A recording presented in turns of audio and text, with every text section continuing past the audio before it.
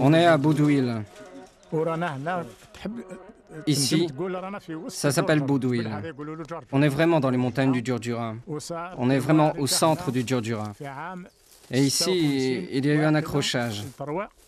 En 1956, c'était le 3 juillet 1956, à Azroud-Zizar, à peu près à 3 km d'ici, oui, Azroud-Zizar.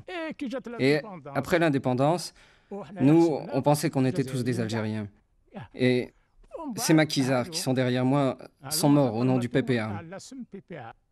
Mais après 1962, ils ont commencé à dire « celui-là, il est noir, celui-là, il est blanc, celui-là, il n'a rien fait pour l'indépendance de l'Algérie ».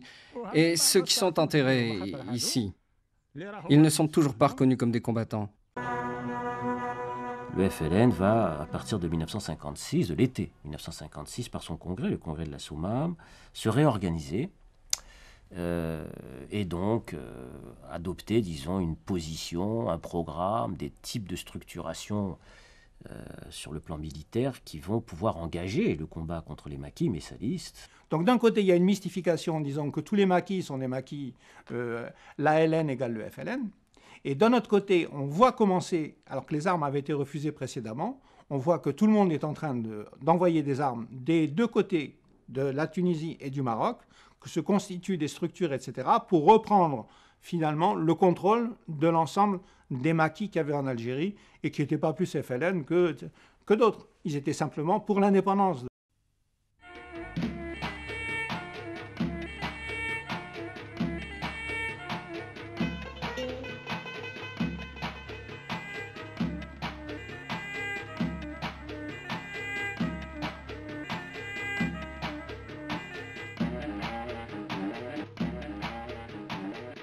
J'ai été conçu en Algérie durant la fin de la guerre et je suis né après l'indépendance dans une petite ville industrielle du nord de la France. Enfant, je posais souvent les mêmes questions. À la question « Pourquoi sommes-nous venus en France ?», on me répondait « Parce qu'il n'y avait pas de travail en Algérie ». Aux questions portant sur l'histoire familiale avant et durant la guerre, je n'ai jamais eu de réponse.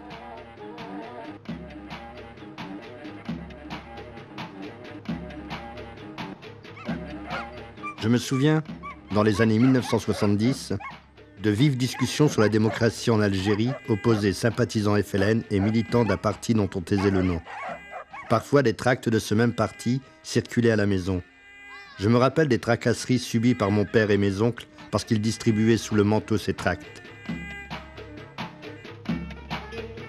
Lorsque je demandais à ma grand-mère ce qui se passait, elle me répondait « Chut, si quelqu'un te demande quelque chose, tu ne sais rien. Sinon, ils vont nous tuer. » Les raisons de ce silence devaient se trouver dans un passé que j'ignorais. Les enfants de Messalistes, enfin les petits-enfants de Messalistes, dans le fond, ont commencé à se réapproprier par fragments, par bribes, de manière douloureuse et difficile, l'histoire de leur père et de leur grand-père, que progressivement, c'est-à-dire dans les années 80, les années 90, arrivés à l'âge adulte, de comprendre bien sûr qu'ils n'étaient certainement pas des enfants de harkis, qu'ils n'avaient rien à voir avec cette histoire, et qu'ils n'étaient pas non plus des enfants d'immigrés au sens classique du terme, au sens ordinaire, économique, social du terme. Ils appartenaient encore, disons, à une autre, entre guillemets, galaxie, un autre univers. Ils étaient encore dans un autre univers qui témoignait de ce qu'était la complexité de ce qu'on a appelé la révolution algérienne.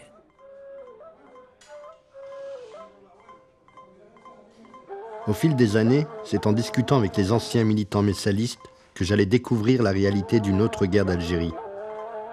C'est en remontant aux origines du mouvement nationaliste algérien que j'ai finalement découvert pourquoi et comment une révolution avait été confisquée.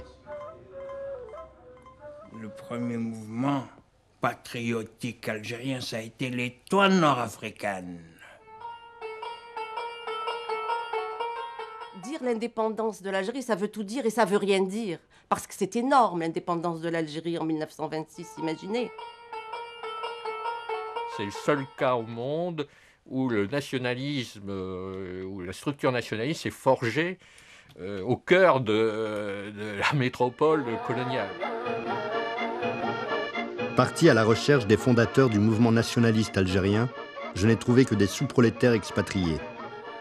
Loin de chez eux, ces travailleurs émigrés allaient découvrir l'usine, le syndicalisme, la grève, la solidarité ouvrière, mais également être les premiers à oser penser l'indépendance de leur pays.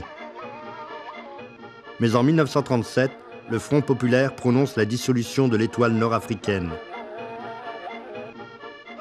Messa Ali Hadj va alors fonder un nouveau parti, le PPA. Et le Parti du peuple algérien a été déclaré à Paris le 11 mars 1937 par Messa Ali Hadj et Philaléon Mbarak à Paris.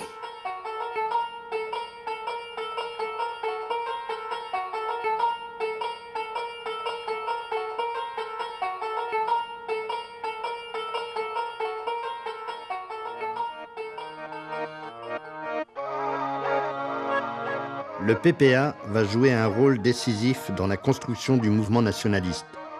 Il va doter l'Algérie d'un drapeau national et se donnera pour objectif l'indépendance par la lutte armée.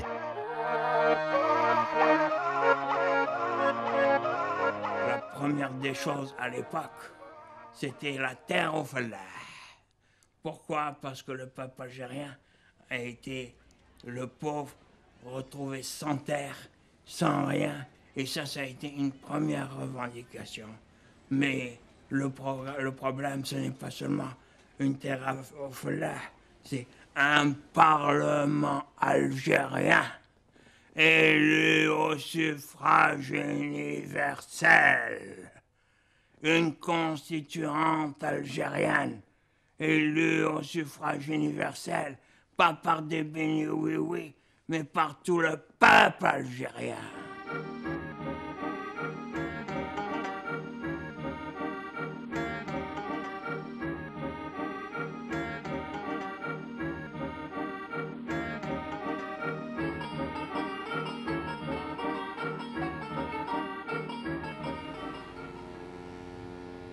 L'histoire va changer, puisqu'à partir de cette époque, 1937-38, le PPA va exister en Algérie. Il y aura un transfert du siège central et de Messa Ali lui-même en Algérie. Et là, le rôle de l'immigration est beaucoup moins important. L'activité politique centrale de l'organisation nationaliste se déroule de l'autre côté de la Méditerranée. Et lorsque la Seconde Guerre mondiale commence, en 1939, le PPA est déjà bien implanté en Algérie. Le Parti du peuple algérien sera dissous en 1939 et ses leaders emprisonnés.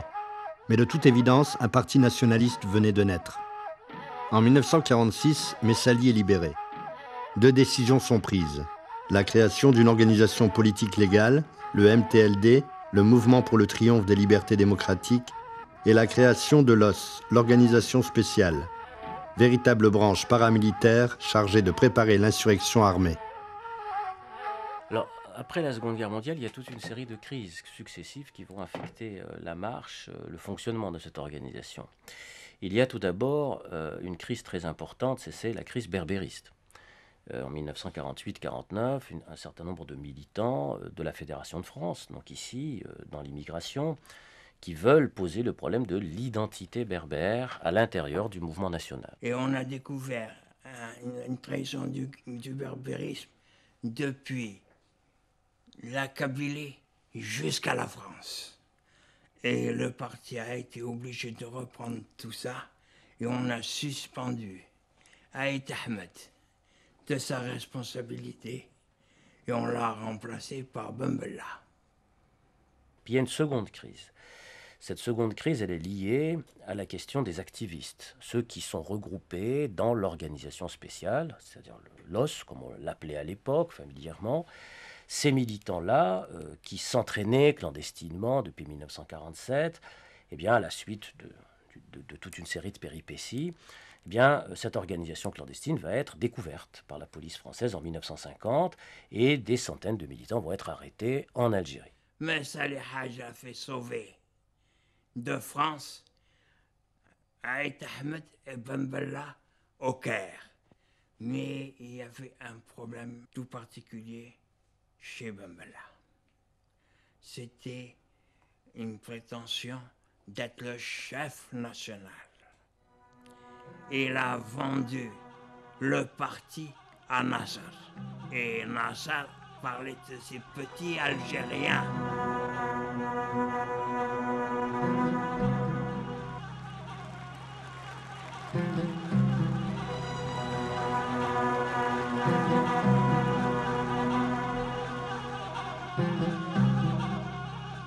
Et puis il y a une troisième crise qui va apparaître, c'est précisément entre les hommes du comité central, c'est-à-dire les centralistes, et puis Messali lui-même.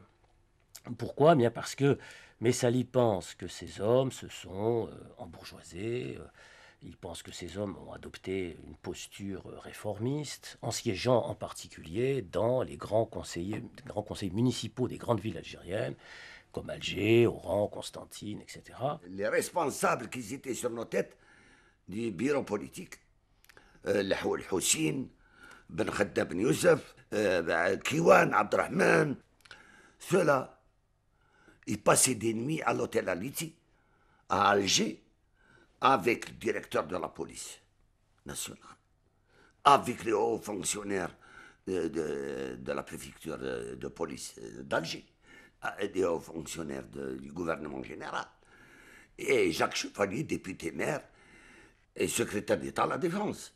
Ces tendances ne s'opposaient pas pour des places, ces tendances s'opposaient politiquement. Et ces tendances-là, une était représentée par les responsables du comité central, qui étaient en pleine déviation réformiste, et Messali qui est resté en s'appuyant sur sa canne en disant non, le programme politique du parti. Celui-là, c'est la constituante souveraine, élue au suffrage universel, les valeurs démocratiques, et nous allons avancer, et nous allons aller à la radicalité. Alors, il y a les élections de 1953, où le MTLD emporte toutes les élections à Alger. Et là, il va y avoir, à l'intérieur de la municipalité d'Alger, il va y avoir un accord qui va être passé avec Jacques Chevalier. Et donc, pour la gestion de la ville d'Alger, en commun, entre le MTLD et, d'autre part, le parti néocolonial. Les membres du comité central vont alors prendre une initiative lourde de conséquences. Une initiative qui va plonger le mouvement nationaliste dans des luttes intestines et finalement le mener à son implosion. Que vont faire les centralistes? Mohamed Arbi en parle dans son livre « Une vie debout ». Dans ce livre, il dit que pour battre Messali, il fallait créer une troisième force, en regroupant les anciens militants de l'organisation spéciale. Les centralistes vont alors envoyer Laouel Houssine en France. Le 1er décembre 1953, à Paris, il y avait la Fédération de France de MTLD. Son chef était Boudiaf et son second était Didouche Mourad. Ils ont donc envoyé Laouel Houssine, qui a demandé à Boudiaf de rentrer en Algérie et de réunir les anciens de l'organisation spéciale.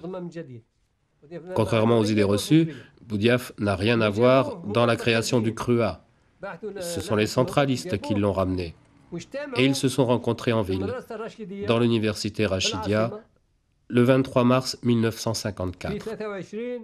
Et c'est là qu'ils se sont mis d'accord.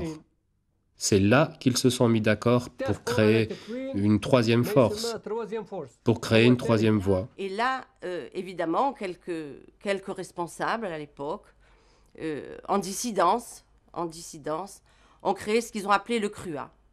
Et ce CRUA, qui est un comité révolutionnaire d'unité et d'action, qui s'est présenté comme un comité pour réunir deux tendances qui s'opposaient. Or, ces deux tendances étaient inconciliables dans la mesure où l'une, elle était pour, finalement, l'Assemblée constituante et l'indépendance de l'Algérie, et l'autre était pour un certain nombre de réformes, une république algérienne, mais dans le cadre de l'Union française, c'est-à-dire sans bouleverser les structures du régime colonial. Donc, c'est ça le fond du problème.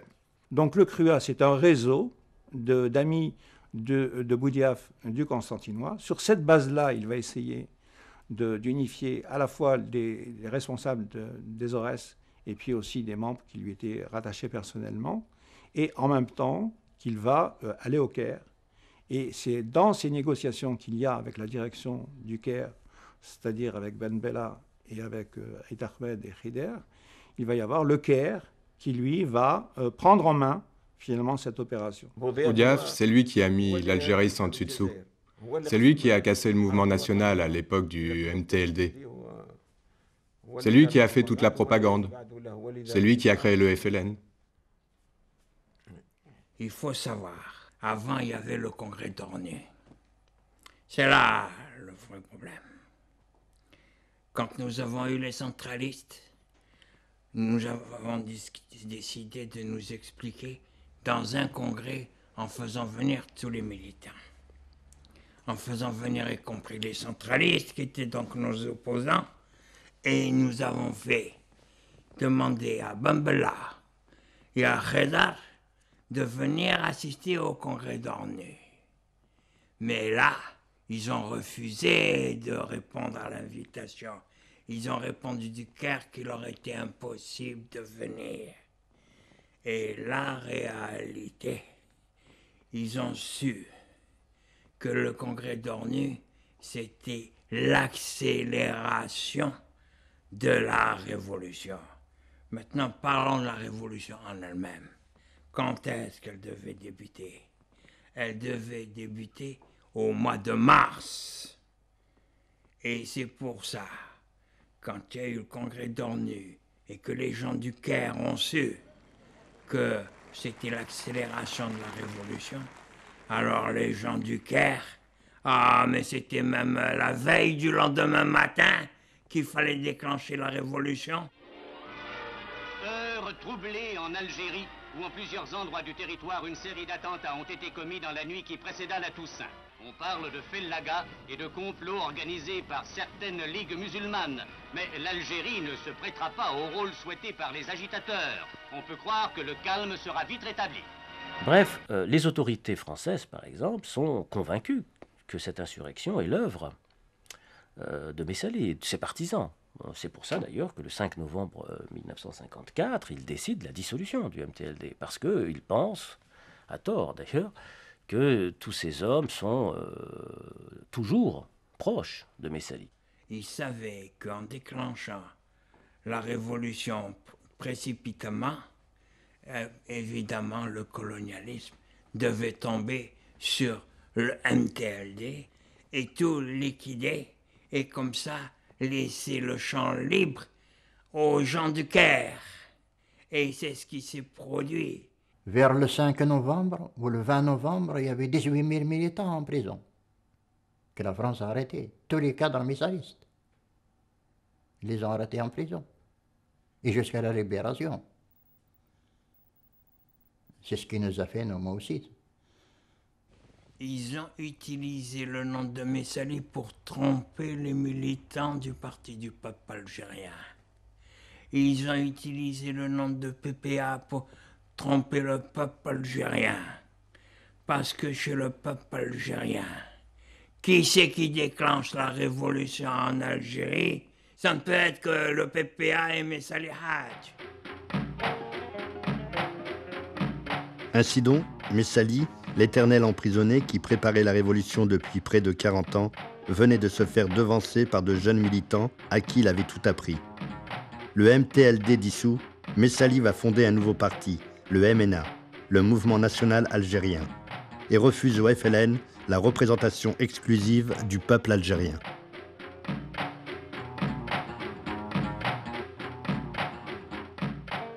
Le 1er novembre, donc, il y a quelques bombes qui sont mises un peu à droite à gauche dans la précipitation. Et les poseurs de bombes, c'est vrai pour Bitat, c'est vrai pour Didouche, etc., vont ensuite se réfugier dans la montagne.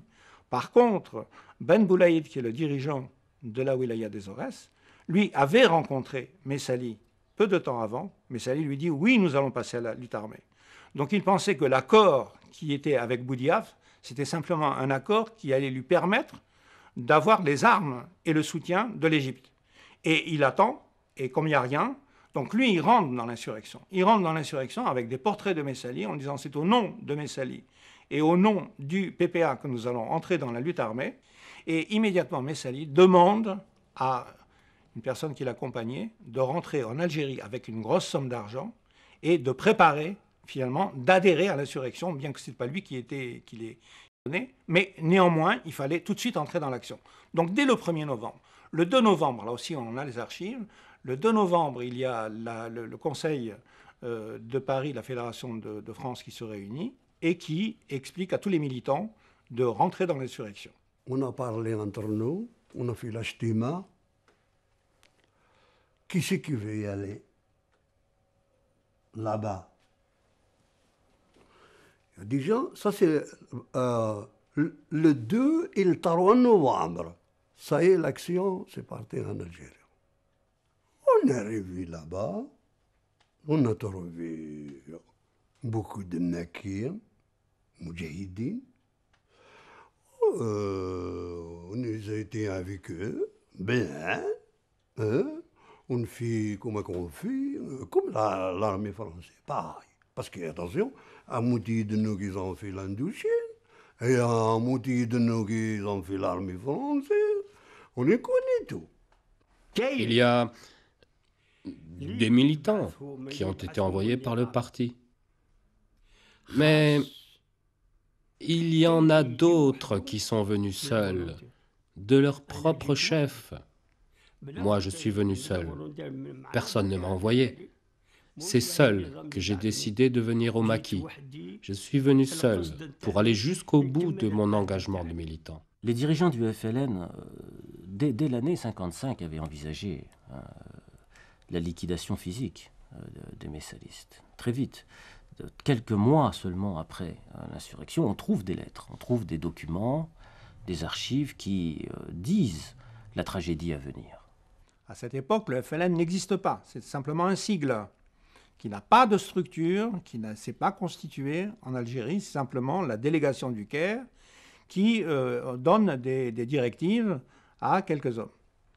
Artificiellement, on a expliqué que, finalement, tous ceux qui étaient dans les maquis, tous ceux qui faisaient la lutte armée, étaient des FLN. Bon, la réalité, elle est tout à fait différente. Celui qui te dit que nous n'avions pas de maquis, celui-là te ment. J'étais dans les maquis, dans la région de Sétif. Je ne sais pas si tu connais la région de Sétif. J'ai fait là-bas un accrochage avec l'armée française. Par la suite, je suis allé dans les montagnes du Djurdjura. Là-bas, j'ai fait 70 ou 80 accrochages. De là, je suis allé à Walia Sadissa. Là-bas, à Walia Sadissa, on a fait un carton. On a battu des avions, tué des soldats. J'en suis désolé, mais c'était la guerre.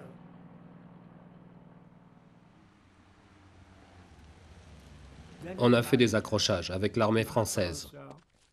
Je peux te les citer un par un, avec le mois, le jour et l'heure. On a fait un accrochage en février 1956. Ça a commencé à Beni El Hadj. Et ensuite, ça a continué jusqu'à Beni Regan. Une autre fois, le 9 avril. Le samedi 9 avril 1956, l'accrochage a commencé à Beni El Hadj et ça s'est arrêté à Beni Regan. Samedi, dimanche, lundi, les combats se sont arrêtés le mardi à 10h du soir. La révolution a été déclenchée dans la traîtrise, mais une fois que le feu est allumé, il fallait tenir le feu allumé. Et le MNA s'est lancé dans la bataille, a continué la bataille, et ce n'est qu'en 1956 que le FLN a commencé à voir le jour. D'abord, le FLN doit beaucoup à la personnalité d'Aban Ramdan, qui a été libéré en janvier 1955 et dont l'objectif, qui était membre du PPA lui aussi, mais très opposé à Messali. Et c'est par l'intermédiaire de Aban qu'il va y avoir des négociations avec des personnages comme Ferhat Abbas, qui est un personnage qui n'avait pas été partisan de l'indépendance de l'Algérie pendant très longtemps. Donc Abbas va rentrer dans le FLN. Ensuite, bien sûr, les communistes algériens qui vont rentrer dans le FLN à titre individuel, mais on va retrouver dans le FLN aussi les vieilles formations politiques algériennes qui s'étaient déjà opposées depuis très longtemps à Messali et qui vont rejoindre le FLN. Aban Ramdan, lui, il voit très vite que Alger, finalement, lui échappe. Donc, il va commencer à recruter parmi les anciens berbéristes, il y a quand même des réseaux, etc. Et en même temps, il va s'appuyer sur ce qu'avait été l'équipe de Jacques Chevalier, c'est-à-dire les catholiques de gauche, les mendécistes, etc. Peu à peu, il va se nouer un réseau, donc le FLN, ce noyau du FLN et Aban Ramdan va s'allier avec ce qu'a été le milieu, c'est-à-dire Yassef Sadi, Ali Lapointe, etc. Et va commencer l'extermination de tous les cadres, finalement, messalistes. En même temps, Yassef Sadi va monter une provocation, c'est-à-dire des attentats à l'intérieur de la Casbah. Donc il y a une rafle générale. Et bien sûr, à partir de ce moment-là, les réseaux vont commencer à s'installer. Yassef Sadi va s'installer sur cette base-là, après la liquidation, l'élimination finalement du MNA de la Casbah. Le FLN va, à partir de 1956, de l'été 1956, par son congrès, le congrès de la Soumam, se réorganiser et donc adopter, disons, une position, un programme, des types de structuration sur le plan militaire qui vont pouvoir engager le combat contre les maquis messalistes. Donc d'un côté, il y a une mystification en disant que tous les maquis sont des maquis, l'ALN égale le FLN.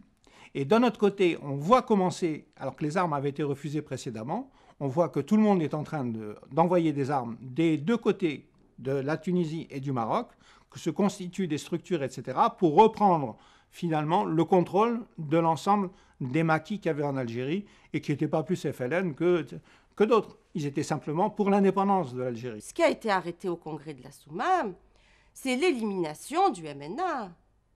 Et on a éliminé des gens, des pionniers de l'Étoile qui tenaient le cadre du mouvement national dans toute l'Algérie. On a éliminé des gens qui ont formé ces gens qui étaient au CRUA. Et on a liquidé, sans sourciller. Quand le FLN est apparu, il n'avait pas encore formé de véritables maquis. Ils sont venus me voir. Ils m'ont dit, voilà, nous sommes des maquisards et il faudrait qu'on s'entende. On ne demandait pas mieux. On les invitait à l'explication. En réalité, naïvement, ces braves maquisards venaient trouver les FLN et là, ils les liquidaient. Quand ils sont venus me voir, ils n'avaient pas de tenue militaire. Il n'y a que nous qui avions des tenues militaires. On leur a dit, si vous êtes un maquis et que vous êtes d'accord pour que chacun combatte la France de son côté, il n'y a pas de problème. Que chacun tienne sa zone. Ensuite, on a préparé à manger, on a discuté entre nous, puis on s'est quitté en toute amitié. Il n'y avait pas de problème. 3 jours plus tard, ils m'ont envoyé l'armée française, qui nous a encerclés avec des mitrailleuses. On a essuyé un accrochage. Quelques jours plus tard, ils m'ont envoyé un nouvel émissaire, un ancien militant de l'OS que je connaissais de longue date. Il m'a dit, il y a quelqu'un du FLN qui veut te rencontrer et discuter. Mon second alors m'a dit, toi tu n'y vas pas, c'est moi qui vais à ta place. Il est mort depuis. Il est parti avec notre commissaire politique. À peine arrivé, ils les ont attrapés et leur ont mis une balle chacun. On se trouve avec les Français, avec les FLN, mais nous, on n'a jamais été cerclés, les FLN. Jamais. Comment ils font les FLN? Ils ont négocié avec Jacques Chevalier. T'as compris? En avant, à Miroche. Capturé, tué. Bah, une chose que vous n'avez pas compris. Ils sont dans la montagne. Eux, ils analysent, ils vont y aller dans le village. Ici qu'on n'a pas là, tu sais, ici qu'on n'a pas là, il va y aller dans le village, il va capturer tout ce qui donne à manger, tout, et va passer à la casserole. De toute façon, en 1956, il a fait des propositions. Messali. Il a fait des propositions. Il a demandé le cessez-le-feu. Il a demandé la réunion d'une table ronde. Et mettre les cartes sur la table et négocier et arrêter le sang. Il a quand même expliqué que c'était un peuple qui était quand même pas comme ça. On ne pouvait pas amener ce peuple comme ça aussi longtemps à l'abattoir. Les massacres perpétrés en Algérie, à Melouza, Beni Ilman, Kasbah, ont soulevé d'indignation le monde civilisé. Dans les ruines des villages, les 300 cadavres trouvés atrocement mutilés ont suscité l'horreur d'un geste sauvage que rien ne saurait justifier.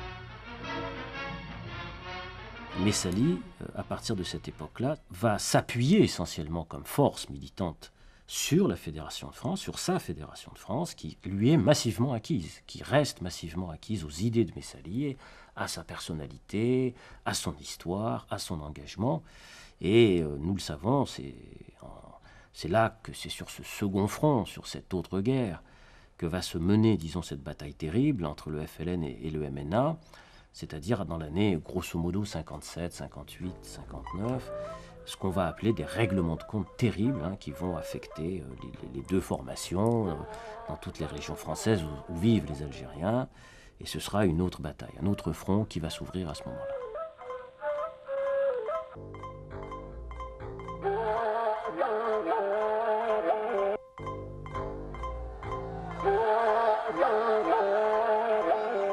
Pourquoi le FLN tente de s'implanter? Parce que c'est une démarche totalisante, voire totalitaire. Donc il ne supporte pas d'avoir une autre force politique qui présente des aspects différents. Et donc la pression est mise, mais les messalistes se défendent. Et donc ça explique ces pointes du terrorisme en 57-58, qui est un terrorisme interne qui s'organise. Au départ, c'est assez... c'est le raid à coups de bâton, etc. Puis ça va se sophistiquer avec la mise en place des appareils, ce qu'on appelle les appareils militaires, puisque dans chaque secteur FLN ou messaliste, on met en place des groupes de choc qui sont donc des gens qui sont sur la technique, enfin c'est des gens qui travaillent, etc. Et à qui on fixe une mission. Ils reçoivent les armes, ils vont accomplir la mission, ils redonnent les armes et bon, voilà. Le FLN est un rouleau compresseur. Tout ce qui peut le gêner, il le tue. À cause du pouvoir, uniquement. Ils sont fouillés, Chab el Jazair, ni à droite, ni à gauche. Voilà. Vu que je passe, il faut que je fasse le passage. Celui à qui ils croient qu'ils vont les gêner sur le chemin, il est bousillé. Voilà. Donc le MNA s'est retrouvé à cette époque-là, en 1957, avec une coalition mondiale qui comprenait tous les partis communistes, qui comprenait les États tunisiens et marocains, la Ligue arabe, Franco, la CISL, la Maison-Blanche, le cartel pétrolier. Dès que le pétrole est sorti, finalement, les Américains ont passé un accord aussi avec le FLN, c'est-à-dire qu'à un certain moment, plus la répression en France, à un moment, il y a eu l'extermination, c'est-à-dire une véritable guerre d'Espagne, qui a liquidé finalement ceux qui étaient les porteurs du mouvement national. Edgar Faure, il les a aidés. Mendes France, il les a aidés. Et même Guy Mollet, il les a aidés. Ah, voilà. ولات علينا احنا لا ريبريسيون فيروس. يريدوك الى تمشي خفيه tu sors en secret. Ils te voient, tu es arrêté. Sur la nuit, pour écrire sur les murs, vive le PPA, vive le mouvement national algérien, vive l'Algérie libre, démocratique, vive l'autodétermination. On voit les gens, les militants du FLN qui s'aminent derrière nous, la nuit, avec la police française. Que le fassent l'écriture qu'on en fait mieux, eux écrivent derrière nous, vive les FLN. Moi, je vais te raconter le nettoyage de Roubaix. Le FLN a créé un groupe de mouchards qui balancent, qui travaillent avec la police accompagnés du FLN. Alors, les militants du MNA, les uns après les autres, se sont tous fait arrêter. En 1957, ils ont rasé Roubaix complètement avec la police. Je les ai vus distribuer les tracts du comité révolutionnaire d'unité d'action et la police, ils étaient derrière. Qui c'est qui m'a fait garder? Moi, pour rester dans le MNA, c'est ça. où il y avait des ordres émanant du Caire, où ils disaient il faut les responsables que vous connaissez du MNA, Wallah des militants, celui qui veut venir avec nous, ça va, celui qui ne veut pas, attends, il faut les égouiller si vous pouvez, si vous ne pouvez pas, vendez-le à la police. Puis il y a eu, en octobre 1957, la liquidation physique des dirigeants politiques du MNA, c'est-à-dire ceux qui dirigeaient le syndicat, l'USTA, l'Union des syndicats des travailleurs algériens, qui ont été assassinés. Espèce de semaine sanglante en octobre 1957. Deuxième coup terrible, c'est-à-dire que là, c'est l'organisation qui est frappée à la tête. Et là, les militants aussi se retrouvent seuls, désorganisés, désorientés.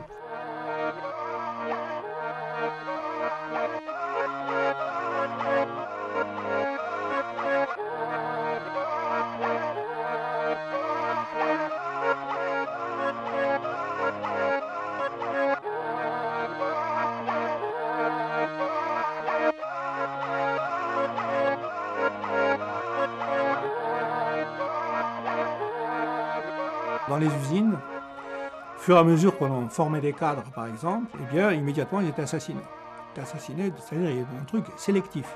C'est-à-dire que dans les conditions de la répression générale, et dans les conditions, en définitive, où le MNA n'a aucun soutien international, disons qu'il y a les médias français qui expliquent FLN, FLFN, même quand il y a un attentat, même quand il y a un massacre d'Algériens, c'est toujours les Algériens tués par le MNA, hein, ou après on ne parle plus du MNA. C'est-à-dire qu'on dit attentat de terroristes, c'est tout. C'est-à-dire que les sigles n'ont pas été employés. Le premier CRS, tombé avenue Simon Bolivar, dans le 19e arrondissement. Il a été fait par le MNA et c'est le FLN qui a pris là le chapeau. Qui a pris là la gloire. Sinon, qu'ils nous disent qui c'est qui l'a tué. Si ce n'est pas les journalistes. Le FLN a tué un CRS. On a comme ça toute une série de chocs qui se produisent dans l'année 57, qui démoralisent les militants et qui provoquent de la peur, hein, qui engendrent de la peur, de sorte qu'on peut dire pratiquement que c'est au moment à peu près de l'arrivée au pouvoir du général de Gaulle, en mai 58, à l'été 58, que déjà le MNA a commencé à perdre des très grosses positions dans l'immigration en France. Et c'est à partir de ce moment-là que le MNA, enfin de Messali, fonctionne en position défensive, c'est-à-dire qu'il n'est plus en position hégémonique. Les mesures de clémence prises par le gouvernement, en particulier la libération partielle de Messali Hadj, leader du MNA, que l'on voit ici accueilli par sa famille et ses fidèles devant l'hôtel du Parc à Chantilly, constitue un acte d'apaisement dont l'importance ne saurait être sous-estimée. Elle n'a sans doute pas échappé aux partis Messali Hadj, qui ont pu librement, à quelques kilomètres de Paris, fêter la venue de leur chef. À partir de 1958-59, la donne a changé. Je veux dire, le FLN a été reconnu au plan international comme interlocuteur par l'ONU, par l'Union soviétique, etc. Donc à partir de... et par le nationalisme arabe, hein, le baasisme, etc. Bon. Donc on a quand même un isolement politique de Messali. Mais en même temps, comme il l'a dit très bien lui-même, il ne veut pas jouer le rôle de diviseur que la puissance française veut lui faire jouer quelque part par rapport au FLN. C'est-à-dire qu'il se refuse à se prêter à ce jeu-là. Nous avons pris acte du droit à l'autodétermination proclamé par le chef de l'État français.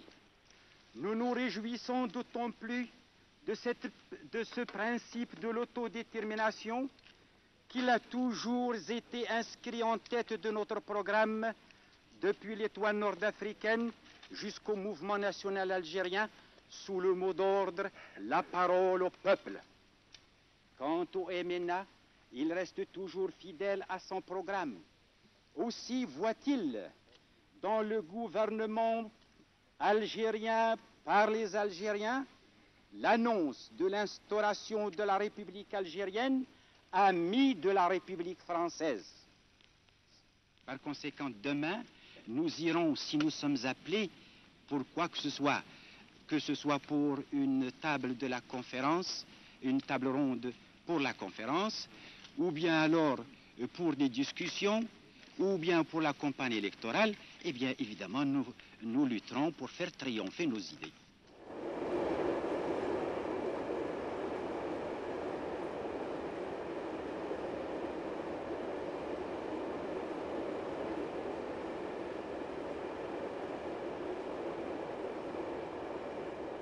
Et dans l'année, pratiquement l'année 61, on peut presque dire que le MNA n'existe plus que dans certaines régions de France. Hein.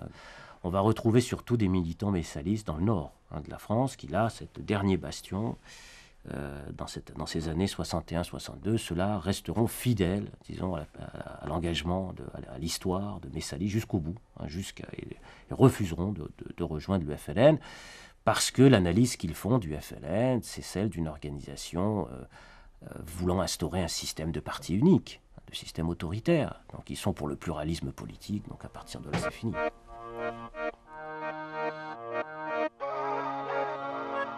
Longtemps, j'ai cru au mythe d'un peuple unanime, rangé derrière le seul FLN et engagé dans une lutte contre l'oppresseur colonial. La vérité était tout autre. La vérité était difficilement avouable à la génération suivante. Ironie de l'histoire, dans ce cimetière reposent depuis plus de 40 ans, côte à côte, militants FLN et MNA.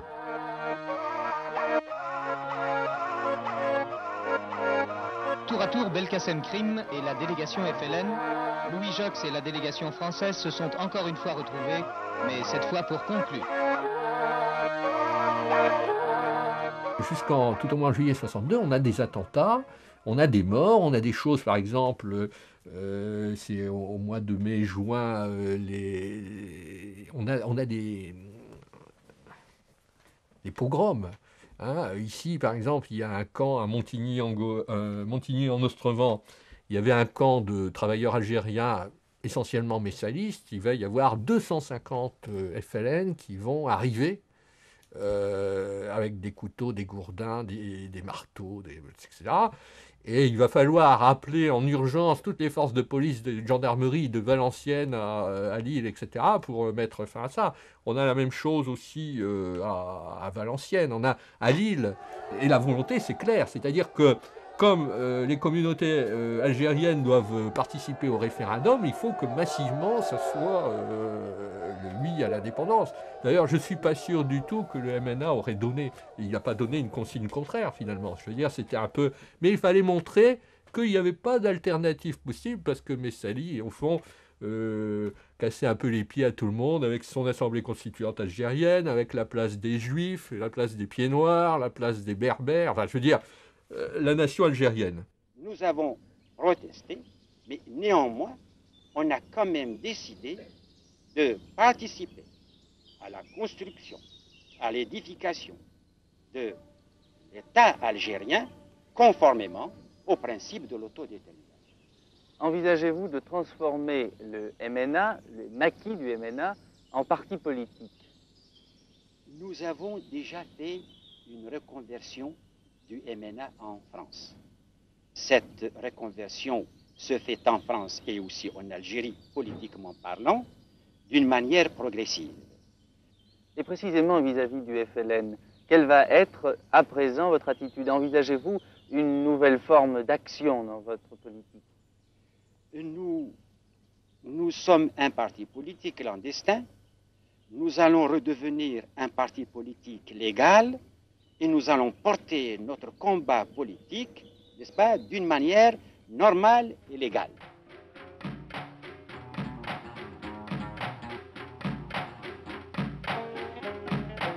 Juillet 1962, l'Algérie fête son indépendance. Le FLN vole en éclats et Ben Bella s'impose dans la lutte pour le pouvoir engagé au sein du FLN. Exclu du règlement du conflit, Messalie reste condamné à l'exil. Le parti du peuple algérien est interdit et ses militants considérés comme des traîtres. Même après l'indépendance de l'Algérie, ils ont cherché à liquider des militants qui étaient des maquisards qui étaient dans les montagnes. Ah, mais ils ont eu peur de descendre dans la ville. Pourquoi? Parce que les FLN les auraient assassinés. Ça a été ça et ça a duré pendant des mois.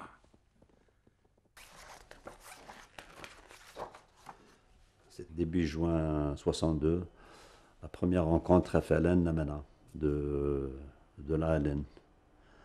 Ça, c'est à Temsa, c'est entre Boussaada et Medjedel.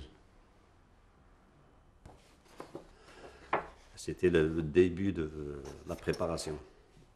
Cette photo, là, quand ils ont juré de fidélité, c'est le même jour que cette photo.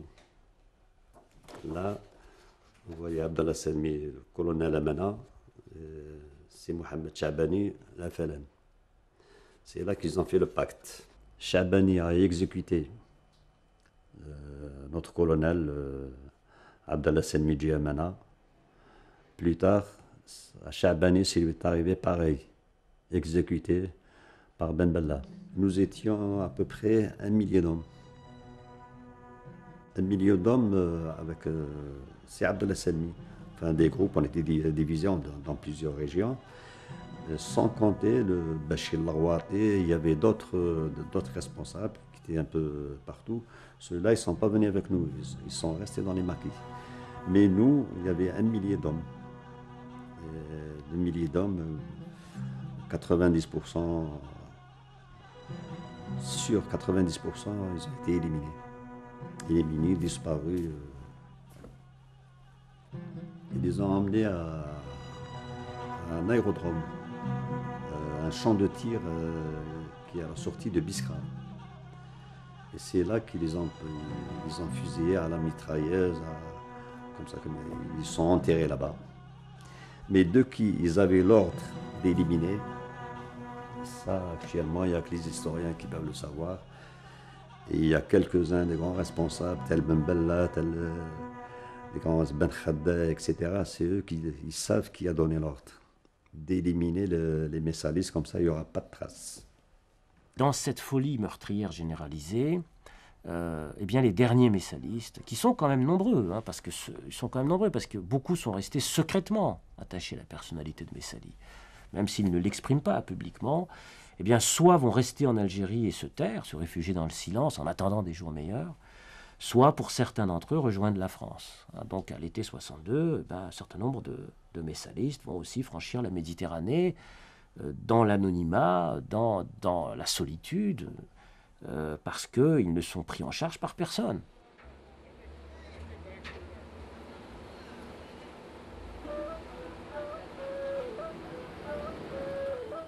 En fin de compte, ce n'était pas pour chercher du travail que toute la famille avait émigré en France. Ils se sont exilés pour sauver leur vie et échapper au massacre des messalistes qui avait débuté le 19 mars 1962, au lendemain de la signature des accords d'Évian. Et c'est dans le nord de la France, dernier bastion messaliste, qu'ils trouveront finalement refuge.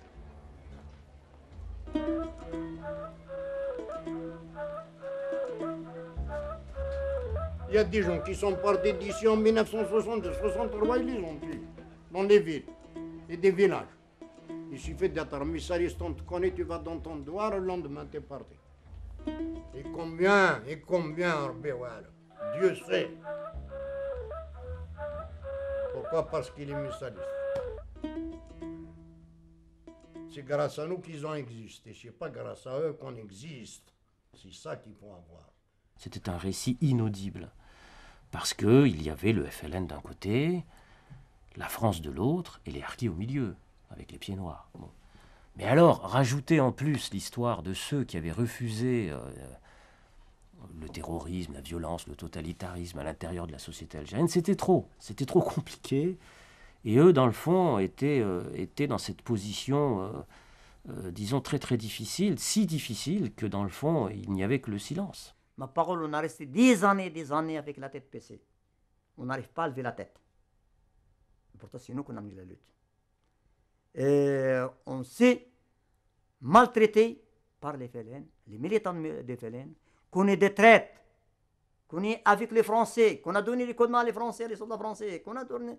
C'est Messali qui les traite, c'est Messali qui a fait tout avec les Français, et nous les militants avec les Français. Alors, quand vous voyez ça, ça fait, t'as des boules dans le pense, dans le cœur, parce que nous, quand on a commencé dans ce parti-là, croyez-moi qu'on a juré, quand on est rentré, qu'on n'est pas pour le richesse, ce n'est pas pour la richesse. C'est pour le drapeau et pour libérer notre pays du colonialisme. Quant à Messali, il n'avait même pas le droit d'avoir une carte d'identité et un passeport algérien. Il l'a eu finalement. Oh, pas loin de sa mort, il a eu le droit à avoir des papiers algériens. Et ces papiers algériens ne lui ont jamais servi à quoi que ce soit, et puisqu'il est rentré dans un cercueil en Algérie.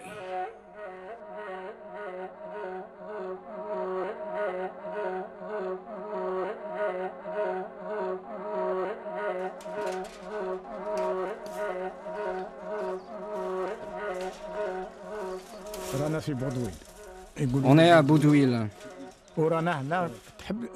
Ici, ça s'appelle Boudouil.